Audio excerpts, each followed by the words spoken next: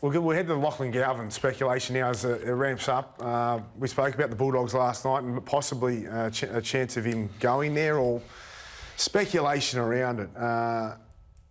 What's going on here? Have we had any backlash to last night? Because we're pretty strong on it. We're trying to put the pieces of the puzzle together, and we're thinking, Parramatta haven't signed him. They're saying they're not close to signing him. The Bulldogs haven't re-signed Sexton. Galvin wanted to go to a really good team to win the premiership, be coached by the right coach. He wants to learn. And I heard crickets today. Like, normally when we do a story like that on this show, people from the club contact you and they'll say you're either right or wrong. And I haven't heard a thing. So it's just deafening. It's deafening. Gus didn't ring you? Not Gus. He rang Wyler, I think. You know Siriardo. You know I love your work, Braith. Absolutely love your work. I'm just But not... you're about to get the hose out. I'm not Mate, doing... you're getting the fire Don't tell me hose you love out. me before you go. Just fire away something. This is how we roll. You know that I respect you. You know I love you. This is... I'm not as hot on this as what you are. Yeah. I'm really not. I still think all roads lead to Parramatta for Lachlan Galvin. See, I find that super strange, Dave. I'll tell you why. Yeah, the conflict. They're running last. The contradiction. So of he's the come coach. out. He said, "I want to be the best educated footballer I can possibly become. I want to try and win premierships. It's not about the money." Yep. Right. So why would you? No, I understand. What's Parramatta's? What's their appeal? Look, I solely playing alongside Mitch Moses, an appeal. I think Isaiah Yongi is a seriously talented. I want to come back. Tell me why I wouldn't go to the Bulldogs. That's more important. That's my point. I come back to the Dogs. I just know how much they believe in the development of Bailey Hayward as a half, and a very talented young player in there, lower grades in Mitchell Woods. He's a few years away. There's one where 7 or 6. Hayward could play 13, 9. There was rumours about Reid Marnie, whether they, could he play 9 or 13? Yeah, he could. But I only saw what Bailey Hayward when he stepped up in the second half. He's great. Against the Raiders. Great. He took on a more dominant playmaking role than what Toby Sexton did. And I firmly believe that this bloke is the short to medium term focus for the Dogs in the halves. So if Galvin wanted to go there, you think they'd say we're happy with Hayward?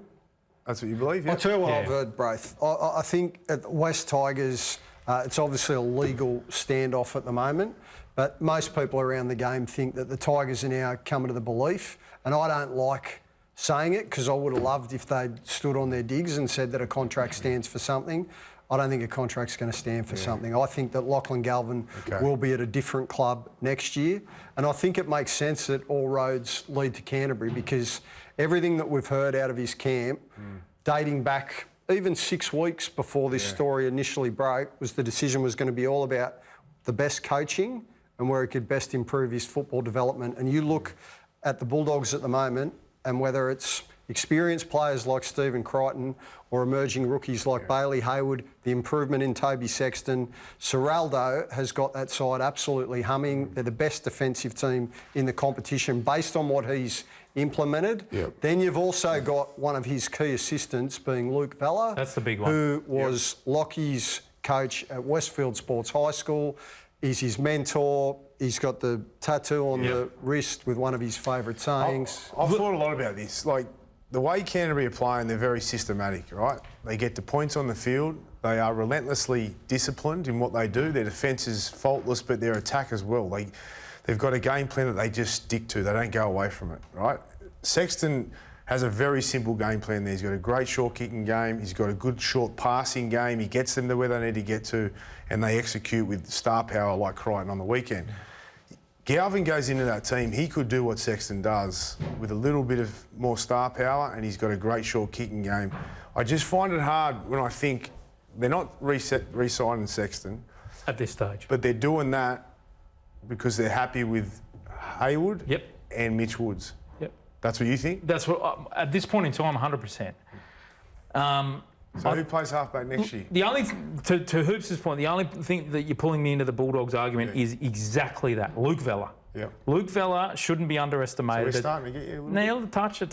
A little. Can you frame us a market, Dave? So what do you think? What price of Parramatta?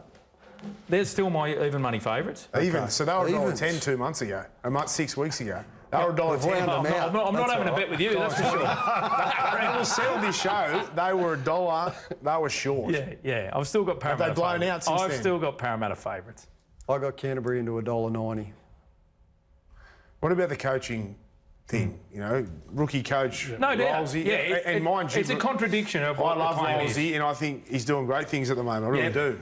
But it still doesn't really justify. No, it doesn't. It's a what contradiction Galvin- of the argument. I agree with you. To Hoops' point, there is an increasing belief that this is all coming to an end this season.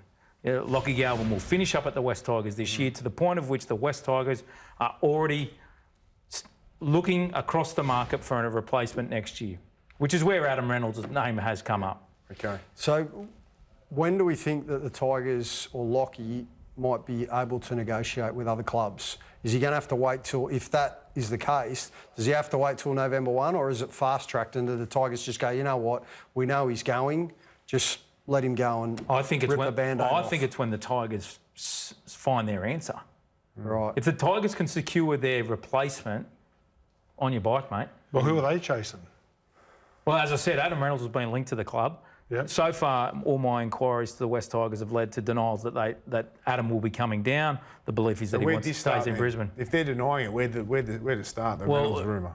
Shane Richardson's son looks after Adam Reynolds' off-field sponsorship arrangement. There's a natural relationship there, of which... Goes back a long way. Goes back a long way. And Renault was a halfback when Souths won the That's comp what in with 14. Richo. It makes sense. Yeah. It makes sense. Like if And Adam wants to keep on playing. Yeah, but I thought Adam, my understanding was he wants to stay at the Broncos. That's right. He's very settled up there. His family's happy, loves life in Brisbane, and was happy with what they're building.